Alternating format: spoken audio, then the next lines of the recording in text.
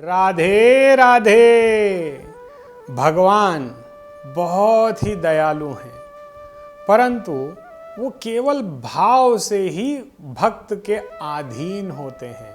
वो कहते हैं ना, जो भजते मुझे भाव से मैं उनका ही हो जाता। ये भगवान का एक दिव्य भजन है। समय आपको एक ऐसे दोराहे पर लाकर हमेशा खड़ा कर देगा, जब यदि आप चाहो तो आप भगवान को चुन सकते हो या पैसे को चुन सकते हो। और अक्सर ऐसा देखा जाता है कि लोग पैसे को चुनते हैं, भगवान को नहीं चुनते। देखिए, आज भी हमारे इस कलयुग में पूजनीय पैसा हो चुका है, भगवान पूजनीय नहीं है। हम हर किसी से जब संबंध जोड़ते हैं, उनसे मित्रता करते हैं, तो आगे चलकर कहीं ना कहीं व्यापारिक संबंध उनसे जोड़ लेते हैं और वहाँ खेल शुरू होता है पैसे का। और यदि वो व्यक्ति आपके साथ लेन देन अच्छा करता है तो वो आपके लिए बहुत अच्छा हो जाता है, परंतु यदि वही व्यक्ति कभी आपत्ति काल आ जाए और आपको अपने पैसे समय पर न दे पाए तो वो आपके लिए बुरा हो जाता है, वो आपके लिए शत्रु हो जाता है। और तब व्यक्ति उसकी इज्जत लेता है, उसकी इंसल्ट करता है, चार लोगों के सामने उसकी बुराई करता है। मान लीजिए कल वो व्यक्ति ला करके आपके पैसे आपको वापस कर दे, तो क्या आप उसे उसकी इज्जत वापस दे पाएंगे? नहीं दे पाएंगे। और ये जो अपराध हमसे होता है, इसी का 1000 गुना फल यानी 1000 गुना पनिशमेंट हमें प्राप्त हो रहा है। हम अक्सर हर किसी की निंदा में लग जाते हैं। हम भगवान की ओर तनिक भी ध्यान नहीं देते। भगवान का तो जैसे डर ही हमें नहीं है।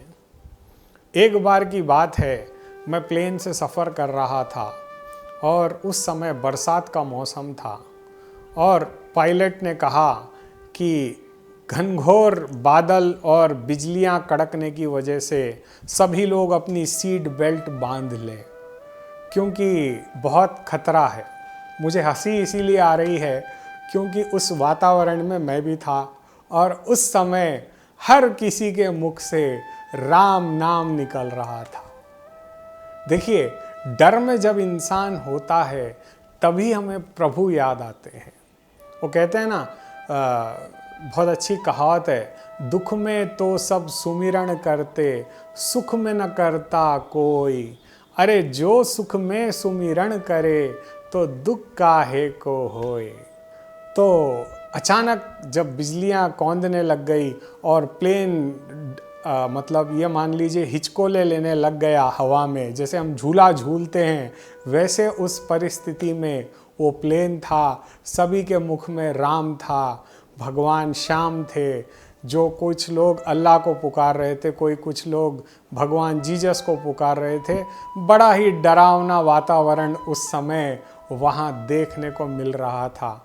हमें तो खैर परमात्मा का नाम लेने की आदत थी, हमें उस पर पूर्ण विश्वास था। देखिए, परमात्मा पर पूर्ण विश्वास जिसको होगा वो कभी विचलित नहीं हो सकता, कभी विचलित नहीं हो सकता। और यदि आपका मन परमात्मा में आसक्त ना हो या परमात्मा का चिंतन अभी नहीं करते हो या भगवान की भक्ति में आप नहीं हो, तो आपका मन काफ़ी विचलित होता है। और ये मन का विचलित होना स्वाभाविक है, क्योंकि हम भक्ति में नहीं हैं। मैं तो धन्यवाद करता हूँ कि हमारा भारत देश आज़ाद हो चुका है। हम सारे लोग, इवन मैं खुद आज़ादी के बाद पैदा हुआ हूँ। सोचो, जो लोग गुलामी के समय पैदा हुए थे, उस समय उन लोगों से गुरुकुल छीन लिए गए, हमारी संस्कृति छीन ली गई, हमारे वेद पुराणों से हमें दूर कर दिया गया। और यही कार्य करते थे राक्षस लोग पहले सतयुग में, द्वापर युग में, त्रेता युग में। जब कभी कोई दैत्य दानव बहुत बड़े पद पर बैठता था और घनघोर तपस्या से वो वरदान प्राप्त करता था, तो सर्वप्रथम वो देवताओं की आराधना बंद करवाता था, क्योंकि जैसे जैसे देवताओं की आराधना बंद हो जाएगी, जब धरती पर पाप बढ़ने लग जाएगा, तभी अवतार लेना परमात्मा को पड़ता है। परमात्मा भी विवश हो जाते हैं, और यही अब इस कलयुग में भी होगा। आज कलयुग के लोग इतने प्राय स्वार्थी हो चुके हैं कि केवल मकान बनाने में, कार खरीदने में, दिखावा करने में, शो पुटअप में अपने जीवन को व्यतीत कर रहे हैं। वो ये भूल जा रहे हैं कि परमात्मा भी एक दिव्य शक्ति है, जिसने हमें इस धराधाम पर भक्ति करने के लिए भेजा था। परंतु भक्ति तो दूर रही, आज हम उसका नाम तक नहीं लेते। और वही जब दीपावली आती है तो सारे लोग अपने घर को स्वच्छ कर कर सायंकाल 4 बजे से लेकर के रात के 12 बजे तक माँ लक्ष्मी की पूजा करते हैं, उन्हें प्रसन्न करने की कोशिश करते हैं कि हे माँ, हमारे ही घर में वास करना। अब आप सोचो, सारे विश्व में जहाँ भी ये अपने हिंदू भाई बहन हैं, केवल एक दिन एक ऐसा आता है दीपावली का, जब श्रद्धा के साथ, पूर्ण भक्ति के साथ, बड़े ही उत्साह के साथ वो लोग माँ लक्ष्मी का पूजन करते हैं। क्यों भाई? आपको केवल एक ही बार माँ लक्ष्मी की याद आती है? नित्य प्रति क्या माँ की कृपा, क्या लक्ष्मी नारायण जी की कृपा आप पर न बनी रहे? आप ये चाहते हो? केवल एक दिन पूजा कर लेने से आप परमात्मा की कृपा प्राप्त नहीं कर पाओगे। जैसे हमारा शरीर, यदि हम नित्य प्रति अन्न खाते हैं तो ही ये हष्ट पुष्ट रहता है। यदि हम महीने में एक बार अन्न का ग्रहण करें तो क्या हम जीवित रह पाएंगे? नहीं रह पाएंगे। हमारा शरीर जो पंच महाभूतों से बना है, इसको पानी की भी आवश्यकता है, भोजन की भी आवश्यकता है, देखभाल की भी आवश्यकता है। सभी आवश्यकताएं इस शरीर को है। वैसे ही हमें परमात्मा की भी आवश्यकता है, क्योंकि यदि इस जीवन को हमें सार्थक बनाना है और आनंदित बनाना है, तो इसमें हमें अपने परमात्मा की कृपा को सम्मिलित करना होगा।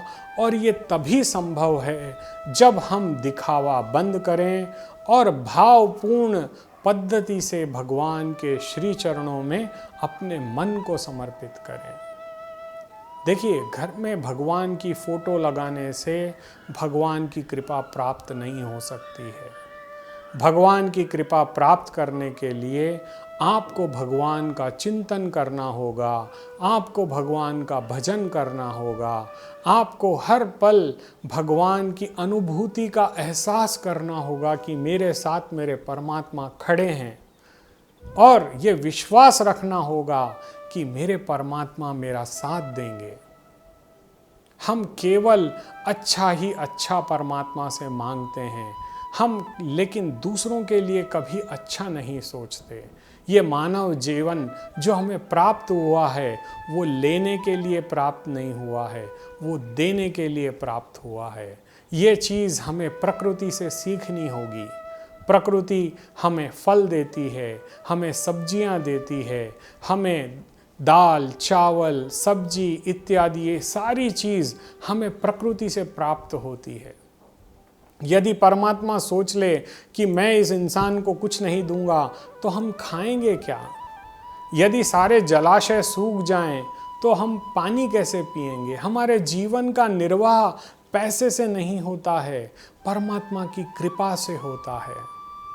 और यदि हमारे ऊपर परमात्मा की कृपा रहेगी, तभी हमारी सातों पीढ़ियां सुखी रहेंगी। और यदि आप सबको सुखी करना चाहते हो, तो अपने जीवन की जो भी इनकम है उसका 10वां हिस्सा यानी 10% दान करना चाहिए। ये नहीं है कि मुझे दान करें, आप अच्छे कार्यों में दान करें। किसी गरीब बच्चे को शिक्षा प्रदान करें, किसी बुजुर्ग लोगों को मेडिसिन प्रदान करें, दवाई इत्यादि में हेल्प करें। कई ऐसी गौशालाएं हैं, कई ऐसे अनाथ आश्रम हैं जिनकी बहुत दयनीय परिस्थिति है, उन लोगों को अपना भाग पहुंचाएं। देखिए, जीवन देना सिखाता है, लेना नहीं। यदि हमें देने की आदत हो जाए और यदि हम अच्छे कार्य अपने जीवन में करने लग जाएं, यदि हम भावपूर्ण भगवान की भक्ति करने लग जाएं, तो ऐसा कोई दिन नहीं आएगा जब आप पर परमात्मा की कृपा न हो। और जहाँ पर परमात्मा की कृपा होती है वहाँ पे अष्ट ऐश्वर्य वास करते हैं। आप भक्तों का चरित्र कभी उठा करके पढ़िए। यदि कुछ न हो सके तो एक बार भक्तमाल की कथा अवश्य पढ़ें। जीवन में भक्तमाल की कथा पढ़ने से आपको असंख्य भक्तों के उन दिव्य कार्यों का पता चलेगा जिनसे भगवान की कृपा उन्हें प्राप्त हुई है। और परमात्मा भी काफ़ी प्रसन्न होंगे, क्योंकि परमात्मा अपने भक्त की पूजा अपने से अधिक चाहते हैं। वो अपने भक्तों का बहुत मान रखते हैं। मैं यदि भगवान के उन भक्तों का चरित्र आप सभी को कहने लग जाऊं तो ये जीवन भी छोटा पड़ जाएगा मेरा।